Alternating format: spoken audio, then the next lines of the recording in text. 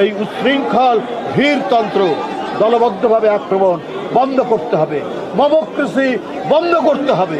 আজকে যে আমরা অরাজকতার আলামত যেগুলো দেখছি সেগুলোরও অবসান করতে হবে।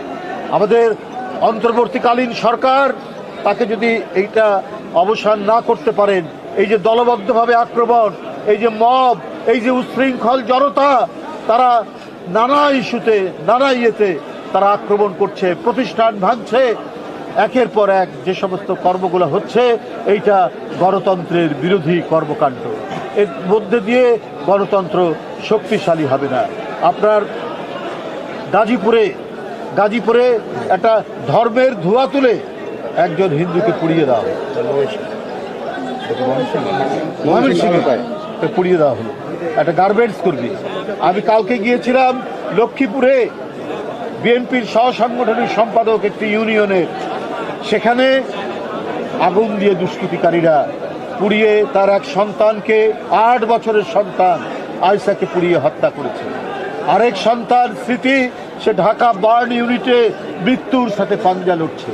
তার বাবা আগুনে পুড়ে লক্ষ্মীপুর সদর হাসপাতালে, সে সেখানে মৃত্যুর সাথে লড়ছে। এই দুষ্কৃতিকারী কারা? কেন পুলিশ খুঁজে পায় না? কেন হাদির দুষ্কৃতিকারীরা কোথায় আছে? তারা দেশে না বিদেশে, আজও সেটা প্রশাসন, পুলিশ প্রশাসন খুঁজে পায় না।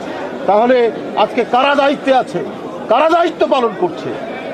এই দেশকে শান্তিময়, এই দেশকে দুষ্কৃতিকারী মুক্ত, এই দেশকে গণতন্ত্রের উপযোগী করার জন্য দুষ্টের দমন, শিষ্টের পালন সরকার যদি করতে না পারে, তাহলে আমাদের গণতন্ত্রের জন্য এত রক্ত, এত শহীদ, আবু সাইদের রক্ত, মুগ্ধের রক্ত, আহনাফের রক্ত, ওয়াসিম আকরামের রক্ত সম্পূর্ণটাই বৃথা যাবে।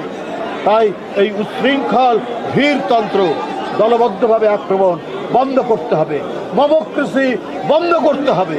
বন্ধ করে মানুষের মধ্যে শান্তি, স্বস্তি এবং ফেব্রুয়ারিতে অবাধ সুষ্ঠু নির্বাচন, ইনক্লুসিভ নির্বাচন, এই নির্বাচনের পরিবেশ নিশ্চিত করতে হবে।